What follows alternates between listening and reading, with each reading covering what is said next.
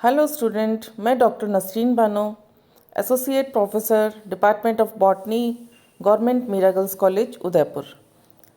आज के इस लेक्चर में हम इक्विसिटम पार्ट 2 के अंतर्गत इसमें पाए जाने वाले रिप्रोडक्शन के बारे में पढ़ेंगे। इक्विसिटम पार्ट 1 में हमने इसके रूट, स्टेम और लीव्स की मॉर्फोलॉजी और एनाटॉमी के बारे में पढ़ा था। तो आज हम रिप्रोडक्शन पढ़ेंगे। इक्विसिटम के अंदर रिप्रोडक्शन वेजिटेटिव और सेक्सुअल दोनों मेथड से पाया जाता है। वेजिटेटिव एंड सेक्सुअल, कायिक जनन और लैंगिक जनन दोनों विधियों से होता है। पहला है वेजिटेटिव रिप्रोडक्शन। वेजिटेटिव रिप्रोडक्शन, इसके अंदर जो अंडरग्राउंड राइजोम्स होते हैं कुछ स्पीशीज़ के, जैसे इक्विसिटम आर्वेनी एंड इक्विसिटम टेलिमेशिया के अंदर जो राइजोम होते हैं उन पर ट्यूबर्स पाए जाते हैं। उनके प्रोपोगेशन के द्वारा वेजिटेटिव रिप्रोडक्शन होता है। तो ये जो ट्यूबर्स होते हैं ये इसके इरेगुलर ग्रोथ होती है, जो कि राइजोम होता है उनकी नोट पर ये एक बड के रूप में पाए जाते हैं, जैसा कि हम डायग्राम के अंदर देख रहे हैं। ये बड जो दिख रही है हमें छोटी छोटी ब्राउन कलर की, तो ये ट्यूबर्स हैं। तो ये ट्यूबर्स जो होते हैं कुछ स्पीशीज़ में ओवल शेप में होते हैं, जैसे इक्विसिटम आर्वेंस के अंदर, और कुछ में ये पियर शेप होते हैं, जैसे इक्विसिटम टेलिमेशिया के अंदर। इन ट्यूबर्स के अंदर सेंट्रल पेरेन्काइमेटस रीजन होता है, जिसमें कि स्टार्च ग्रेन काफ़ी मात्रा में पाए जाते हैं, और ये 2 से 3 लेयर जो क्लोरेनकाइमा की होती है उससे ढका रहता है।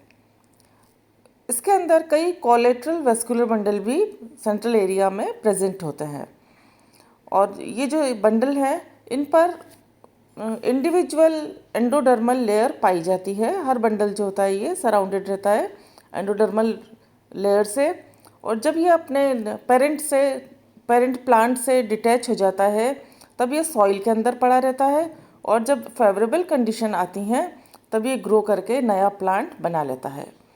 तो इस प्रकार से वेजिटेटिव रिप्रोडक्शन कुछ स्पीशीज़ में ट्यूबर्स के द्वारा पाया जाता है। नेक्स्ट है रिप्रोडक्शन बाय स्पोर्स। स्पोर जो है ये इसका ख़ास हम कहेंगे कि जो मेथड है वो स्पोर प्रोडक्शन के द्वारा होगा। इक्विसिटम जो होता है ये होमोस्पोरस है, जिसमें कि एक ही टाइप के स्पोर पाए जाते हैं, जो कि एक ही शेप के, एक ही साइज़ के स्पोर्स मिलते हैं। स्पोर्स होते हैं वो स्पोरेंजिया के अंदर मिलते हैं, और यह स्पोरेंजिया स्पोरेंजियोफोर पर डेवलप होती है। स्पोरेंजियोफोर जो होते हैं वो कॉम्पैक्ट कोन के रूप में अरेंज्ड होकर, एग्रीगेट होकर एक कोन या स्ट्रोबिलस नुमा जो संरचना है वो बनाते हैं। तो अब सबसे पहले हम इसके अंदर देखेंगे position and structure of strobilus. इनकी जो इक्विसिटम प्लांट पर कहाँ पर लगे होते हैं और इनका क्या स्ट्रक्चर होता है ये हम देखेंगे। In most of the species strobili are borne terminally on the vegetative shoot. ज़्यादातर स्पीशीज़ में ये टर्मिनल पोजीशन पर जो ब्रांच होती है उस पर, वेजिटेटिव शूट जो होती है उस पर पाए जाते हैं। लेकिन कुछ स्पीशीज़ में ये स्पेसिफिक फर्टाइल ब्रांच पर पाए जाते हैं, जैसे इक्विसिटम आर्वेंस के अंदर ये स्पेशल फर्टाइल शूट पर पाए जाते हैं। ये जो शूट होती है ये शॉर्ट लिव्ड होती है, और स्पोर बनाने के बाद वो ख़त्म हो जाती है। स्ट्रोबिलस के अंदर भी सेंट्रल मैसिव एक्सिस होता है, जैसे कि स्ट्रोबिलस एक्सिस कहते हैं, जैसा कि हम देखेंगे। ये बीच में हमें जो पार्ट दिख रहा है ये स्ट्रोबिलस एक्सिस है, और साथ में लार्ज नंबर ऑफ स्पोरेंजियोफोर्स प्रेजेंट होते हैं। जो ये साइड में प्रेजेंट है ये स्पोरेंजियोफोर्स प्रेजेंट है। The sporangiophore project at right angle in successive alternate whirl from the strobilus axis. इस पर ये राइट एंगल पर प्रेजेंट है। नेक्स्ट आ जाएगा कि each sporangiophore is a stalked structure with a hexagonal peltate disc at its distal end. इनमें हम देखें स्ट्रक्चर, ये हेक्सागोनल स्ट्रक्चर होता है जिसपे कि स्टॉक्ड है, स्टॉक इसमें पाई जाती है, और पेल्टेड डिस्क होती है, और इसी की अंडर साइड पर नीचे की तरफ स्पोरेंजियोफोर जो होते हैं वो डिस्क पर लगे होते हैं, जो कि 5 से 10 नंबर पर होते हैं, और ये पेरीफेरी की तरफ एक रिंग में अरेंज्ड रहते हैं। इनके जो फ्री एपाइसेस होते हैं वो स्ट्रोबिलस एक्सिस की तरफ फेस करते हुए होते हैं। कुछ स्पीशीज़ में एक स्केल लाइक आउटग्रोथ जिसे कि एन्युलस कहते हैं वह भी इस पर पाई जाती है। यह जो यहाँ पे दिख रही है ये एन्युलस पाई जाती है। तो मॉर्फोलॉजिकल नेचर जो है इसका बहुत ज़्यादा मालूम नहीं है, लेकिन ये माना जाता है कि ये लास्ट वर्ल्ड है स्केल लीव्स की फर्टाइल शूट में, या कुछ इसको ये मानते हैं कि ये भी एक स्पोरेंजियो नेचर की है जो कि कभी कभी छोटे छोटे स्पोरेंजिया भी रखती है। नेक्स्ट आएगा डेवलपमेंट ऑफ स्पोरेंजियम। स्पोरेंजियम का जो डेवलपमेंट होता है वो एपिकल ग्रोथ के द्वारा होता है शूट पर, जो कि स्ट्रोबिलस बनाती है, और ये धीरे धीरे क्या होता है कि कॉनिकल शेप ले लेता है। The conical apex now function as strobilus axis. जब ये कॉनिकल शेप ले लेता है तो ये स्ट्रोबिलस एक्सिस का काम करता है। The primordial of sporangiophores are formed on this axis in an acropital succession in position of leaf primordial. Initially, the primordium is hemispherical, but soon it becomes peltate due to formation of a constriction near the base. Sporangia are initiated on the apical dome of sporangiophore. The development of sporangium is eusporangiate, that is, sporangium is developed from group of initial. जो development होता है sporangium का वो यहाँ पे eusporangiate type का है, क्योंकि स्पोरेंजियम जो डेवलप होती है वो ग्रुप ऑफ इनिशियल्स के द्वारा, जब एक सेल से होती है तो वो लेप्टोस्पोरेंजिएट कहलाता है, लेकिन यहाँ पे जो डेवलपमेंट होता है स्पोरेंजियम का वो ग्रुप ऑफ इनिशियल्स के द्वारा होता है, इसलिए यहाँ पर डेवलपमेंट जो होता है वो यूस्पोरेंजिएट टाइप का होता है। Sporangia are initiated near the center of the apical dome of the sporangiophore, but later the dome expand laterally due to rapid growth of the central part of the dome, and as such as sporangia are pushed to margin and finally the underside of the peltate disc. यहाँ हम नीचे पहले diagram में देखते हैं कि sporangia जो develop होते हैं वो सबसे पहले इसके एपेक्स की तरफ हैं। ये स्पोरेंजिया डेवलप हुए हैं दो, लेकिन धीरे धीरे क्या होता है कि सेंट्रल जो मास है उसका डेवलपमेंट होता जाता है, ये इसका इंक्रीज हो रहा है, तो उसके कारण ये स्पोरेंजिया जो है इसके अंडर साइड पर आ गए हैं।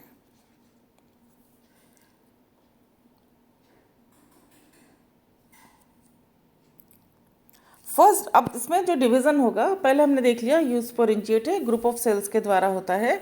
अब इसके अंदर जो इनिशियल हैं उनमें फर्स्ट डिवीज़न जो होता है वो स्पोरेंजियल इनिशियल के अंदर वो पेरिक्लिनल होता है, जिससे कि आउटर और इनर डॉटर सेल बन जाती हैं। पहला डिवीज़न इसके अंदर पेरिक्लिनल हुआ, जो हमें यहाँ दिख रहा है डायग्राम के अंदर,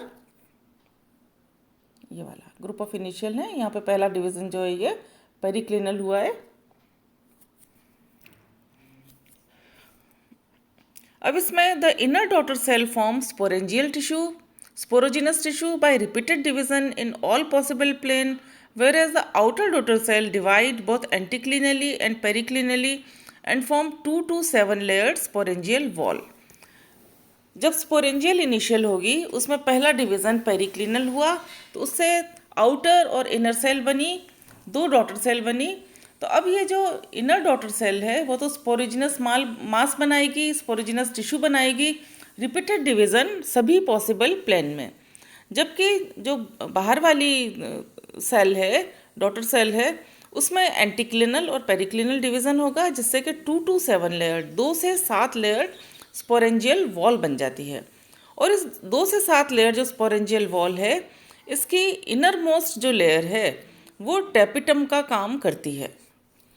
टेपिटम जैसा कि हम डायग्राम में देखेंगे, ये इनर मोस्ट लेयर जो है ये टेपिटम है।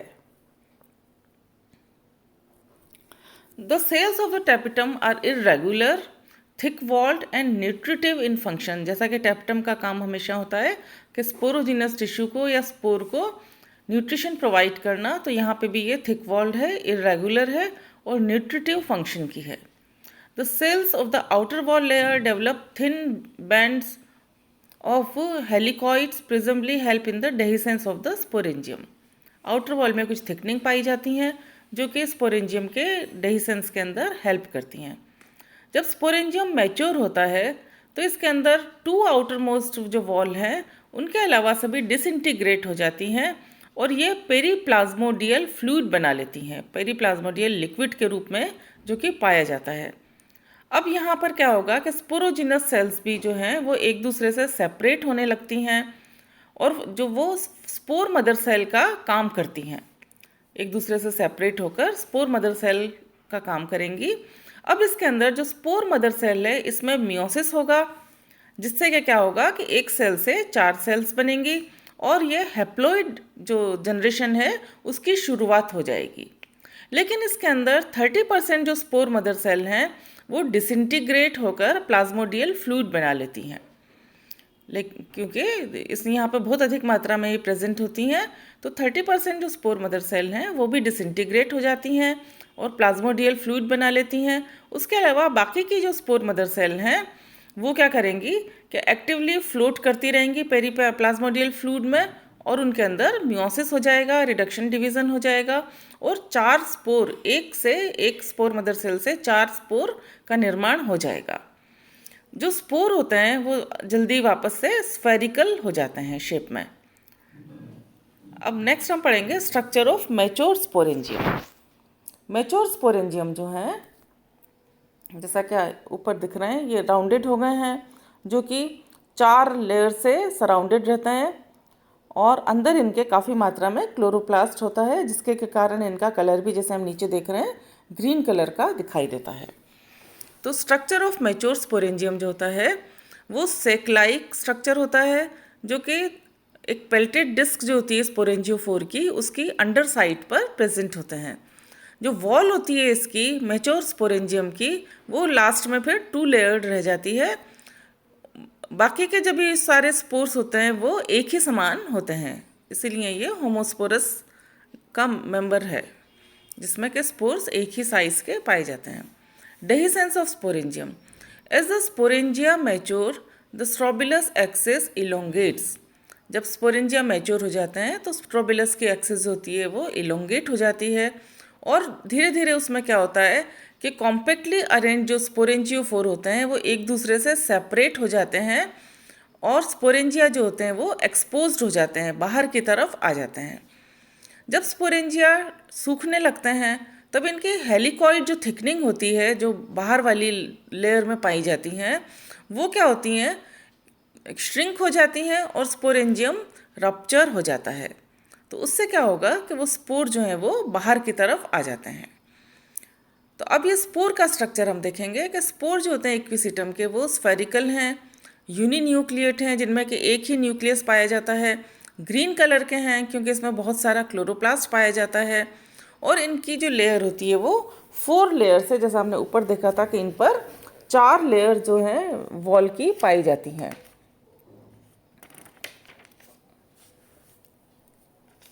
अब ये जो 4 लेयर होती हैं इसमें सबसे बाहर वाली जो होती है वो पेरिस्पोर होती है, सेकंड वाली मिडिल लेयर होती है, थर्ड वाली एक्सोस्पोर होती है और इनर मोस्ट जो होती है वो एंडोस्पोर होती है। पेरिस्पोर जो है उसे एपिस्पोर भी नाम से भी जाना जाता है। अब ये एपिस्पोर जो होती है ये 4 स्ट्रिप्स में या 4 बैंड में टूट जाती है, ठीक है, क्योंकि प्रत्येक बीजाणु की पेरिस्पोर संकीर्ण और सर्पिल क्रम में लिपटी हुई पट्टियों से बनी होती है। इन पट्टियों के जो छोर होते हैं वो चम्मच के समान चपटे होते हैं, जो इलेटर्स बन जाते हैं ये, जैसा कि हम इसमें देखेंगे कि ये 4 इलेटर्स हैं और इनके जो छोर हैं ये स्पून शेप, चम्मच के समान हो जाते हैं। इन इलेटर्स का काम हालांकि बहुत ज़्यादा मालूम नहीं है, लेकिन ये इलेटर्स जो होते हैं ये आर्द्रताग्राही होते हैं और ये इनके बीजाणुओं के डेhiscence में हेल्प करते हैं। अब इनके अंदर एक एक न्यूक्लियस है और छोटे छोटे कई सारे क्लोरोप्लास्ट पाए जाते हैं। तो ये इनका स्पोर का स्ट्रक्चर है। ये जो स्पोर होते हैं ये ग्रुप में पाए जाते हैं और ये एक तरह से पैराशूट का भी काम करते हैं स्पोर को फ्लोट करने में। इलेटर्स जो होते हैं इसके वो पैराशूट का भी काम करते हैं। तो ये सब इसके स्ट्रक्चर के बारे में पढ़ा हमने। Thank you.